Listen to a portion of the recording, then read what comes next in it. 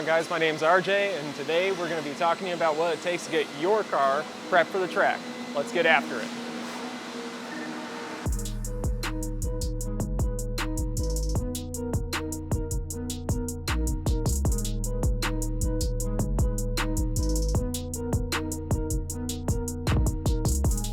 Now more than ever, people are driving their track cars directly to the track on the weekends to have some fun.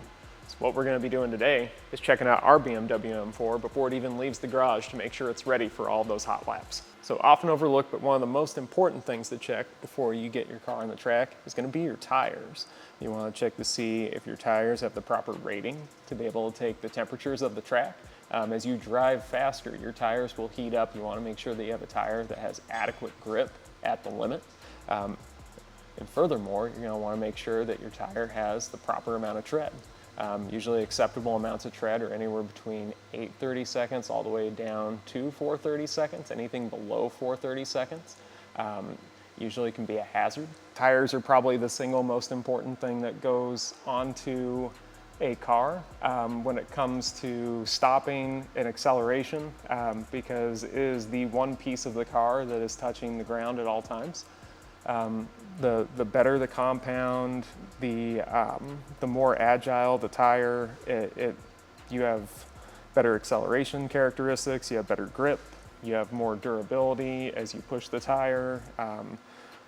On the converse of that, winter tires are more durable when they have a special compound in cold climates or in snow and ice. Tires are definitely the unsung hero of any car, especially a track car. Tires can make or break your experience. So another really important piece to check of the puzzle before you go to the track is going to be your brakes. Want to make sure that your rotors are in good shape, not too heavily glazed, and you want to make sure that you have enough pad material to withstand heavy braking. On the track, you're going to be pushing your car harder, so you want to be able to have the brakes that counteract that. The wear looks pretty uniform though too. So that's exactly what we're looking for a car that's been used on the track. Doesn't look like there's any weird cupping, any strange cracks around any of these drill marks, which is great. That's something that you definitely should be cognizant of if for some reason you have cross-drilled rotors. If they do have some micro cracks around here, that could be a sign of some damage to the rotor itself. Here we have plenty of front pad beyond that backing plate. You want to make sure you have plenty of material, because more material means you're going to have stopping power for longer. Bigger brakes are built for heat dissipation, because the faster you can dissipate heat, the faster you can eliminate fade. The more you can eliminate brake fade, the longer your brakes will last. All right, so now that we have the hood pop, first and foremost, you're going to want to make sure that your oil level is just right. Now, in some cars, that oil level is actually checked electronically inside the car now versus having a dipstick. On other vehicles, you'll have a dipstick, you'll have a minimum and a maximum rating on there. Want to make sure that your oil is actually in between the minimum and the maximum. Always good idea to bring an extra quart of oil to the track as well, as your vehicle will be using more oil as you drive it harder to the limit. You want to make sure that your brake fluid is in check. So if you have not serviced your brake fluid recently, I would strongly suggest that you do a brake fluid flush. If you have recently serviced that brake fluid, you should be okay, but it's a good idea after every track event to go ahead and bleed your brakes, top off that brake fluid, make sure that your braking system is in tip-top shape. Last thing that we're going to check before we close the hood of this M4 is just make sure that all the caps are tight, make sure all the connections look good. You don't want a hose to pop off in the middle of your drive. And just like anything, if you're going to drive your car and push it to the limit, you're going to be accelerating those service intervals. So by all means, follow your factory service intervals. But if you're driving your car harder, you're going to be replacing things like spark plugs quicker. You're going to be replacing things like a fuel filter quicker.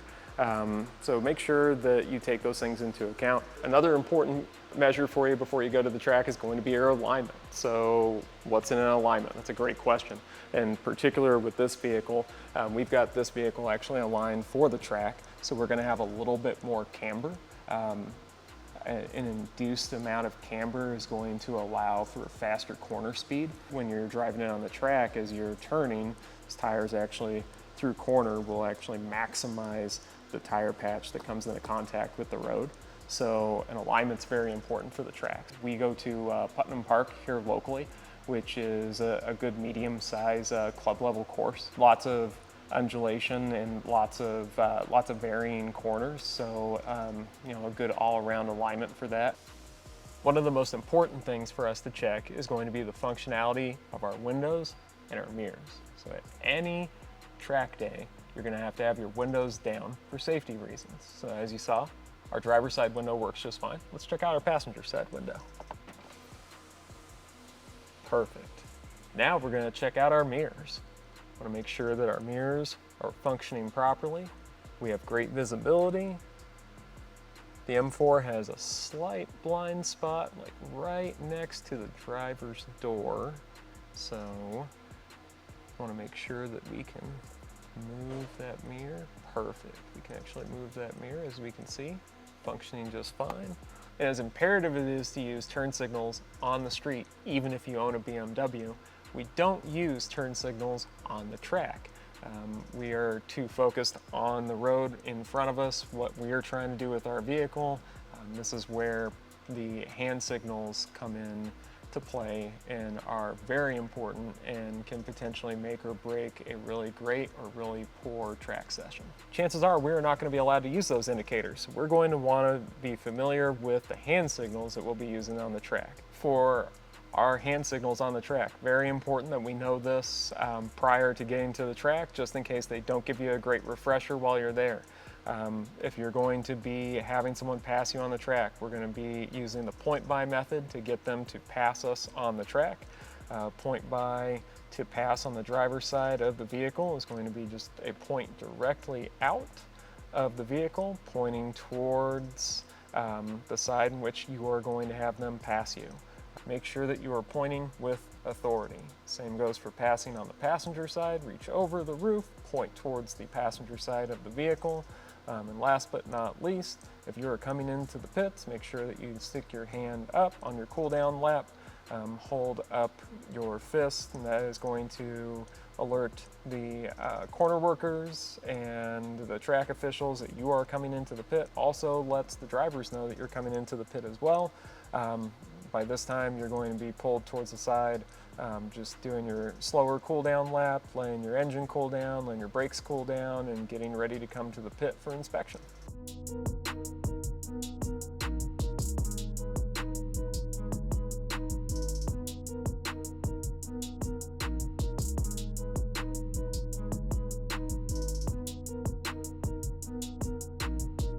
We are officially here at our track day at Putnam Park Road Course.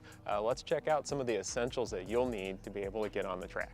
All right, so for starters, we're going to need a helmet. A lot of tracks, especially this one, have helmets available for rent. However, we were able to bring our own today. So, be able to show you this closed face helmet.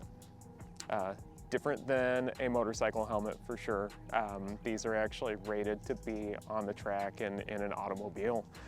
You'll see some stickers on the outside of this one in particular, have some different track days that I've already been a part of. However, the most important sticker is going to be your safety certification that will be located on the inside of your helmet. Want to make sure that this is up to date. If this isn't up to date, this won't pass inspection. So make sure that you have a helmet that is up to date. Next thing I'm pulling out is going to be my handy track duffel. So what I can do with this is keep different supplies in here. So right now I've got a bag with my sunscreen in it. I've got an extra blanket just in case I get cold. I have an extra helmet just in case I have someone that wants to ride along with me. Because track days are inclusive days, right? I have some track day notes about the track. And last but not least, definitely not an essential, but something that I love to have, is going to be a set of driving gloves. So why would you want a set of driving gloves? Just enhances the feel, especially if you're going to be on a hot track, your hands start to sweat. This is actually going to keep your hands from slipping on the steering wheel. These ones are actually touch sensitive as well, so if you're running a Garmin Catalyst or any kind of data logger, you'll be able to actually utilize that with these gloves. next essential is going to be, we talked a lot about how important wheels and tires are and brakes. So we want to be able to have something to be able to service those with us. Most importantly, we want to be able to have our lug nuts torqued down to proper specs. So we have brought a traveling torque wrench and breaker bar with us, just in case we need to remedy any of that in the paddock space.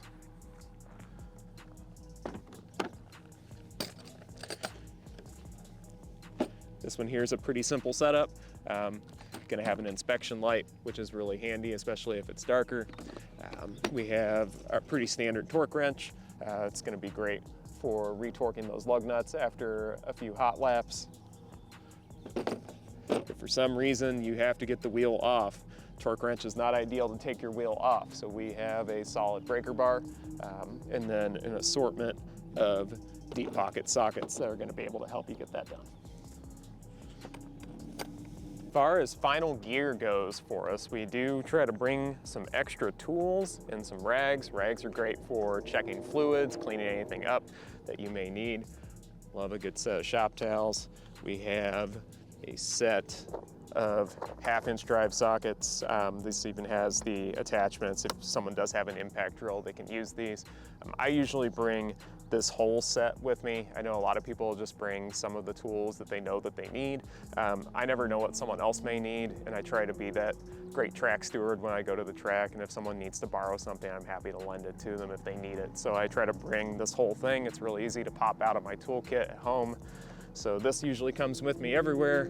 Even has some rubber and some war wounds from being on the track. So that one you can definitely tell has been used. And then last but not least is a set of a detailing kit. So we have a couple of rags, one specifically for glass, one specifically for detail spray, and we have a bottle of both. Detail spray, great to get bugs, tar, even spare tire marks off of the side of your vehicle. And then if your glass starts to haze up and you need to give it a quick clean, some glass cleaner is always good to have on hand. You want to be comfortable on the track, but you also want to be safe. So a lot of tracks will require that you wear long pants. Some will have long sleeves. It just depends on where you are and what you're doing. I know that where I'm from in the southeastern United States, long sleeves was not a necessity. Long pants still were. And then of course, closed-toed shoes to make sure that your toes and your feet are safe while you're sitting there ripping around the racetrack. Hey, now we've gone through our pre-flight checklist back at the shop. We've gone through our essentials here at the track. Now the only thing we have left to do is find our paddock space, listen to the track day etiquette meeting, and get ready to go.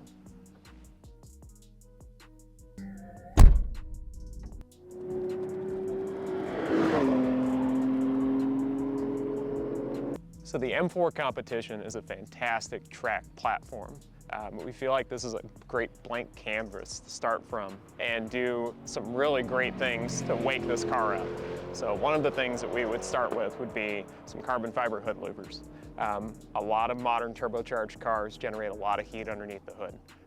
The best way to get that heat to escape is to vent it. So these hood louvers are going to do a great job of ventilating that hot air out. Also add some additional downforce by taking the air that's sucked through these front grills, channeling it through the top of this hood. So do a really great job of bringing a little bit of extra front end downforce while also keeping your engine bay cool. This to me would be an essential piece for any track goer that has any modern turbocharged car. Next piece that I'd like to talk about is going to be carbon fiber dive planes. Carbon fiber dive planes do a great job of channeling the air along the sides of the vehicle, really sealing off the sides of the vehicle, again, giving a little bit more of a front bias downforce push. Great for a rear-wheel drive car. M4 does come in rear-wheel drive. Ours in particular is an X-Drive vehicle, which means it's like a rear-biased all-wheel drive setup. So still works really well for a car like that. But if you're driving your car on the track and you feel like those two pieces aren't giving you quite what you want, you still want to have a little bit more downforce as you're punching a hole through the atmosphere in your M4. Next piece that we would look at would be our all-new front splitter kit. Front splitter is going to do a great job of channeling the air the way that it needs to bring the front end back down to the ground. Really cuts through the leading edge of the vehicle, which is great. Going to be able to balance out a really large rear wing as well, which is going to be important to get a complete package. A lot of times you don't want to just have a front splitter with no rear wing. If you do a front splitter with no rear wing, especially on a rear wheel drive car, your aero balance is going to be very far forward. The front end's going to start feeling really loose, and you're going to want to induce a little more understeer, which a lot of people don't really hear often, to induce understeer. Usually we're trying to counteract understeer, but this is going to be a little too much oversteer for most people's taste and skill level. And on this particular M4, we've also added our all-new side splitter kit. So what do side splitters do? Well, number one, they really make the look of this vehicle, add an aggressive look and stance to it, which we love. You know, we want to create stuff that's highly functional, but it has to have some form to that function as well. These side splitters do just that. Made out of the same 2x2 poly weave that our front splitter is made out of. And side splitters can do a really good job of keeping the air channeled where it needs to through the midsection of the vehicle.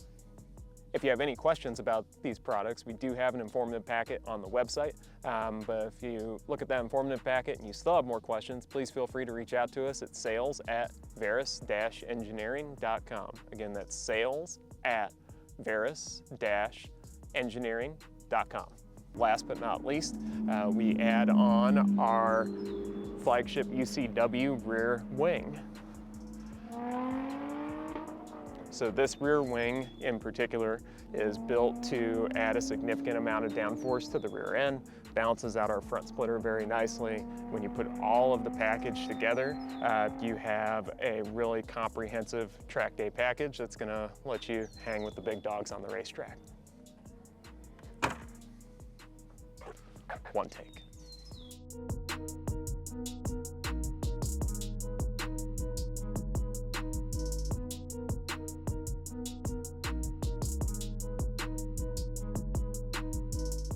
Hey everyone, hope you all found this video informative. If you have any other questions, please feel free to reach out to us at sales@verus-engineering.com. And until then, we'll see you on track. Stay tuned.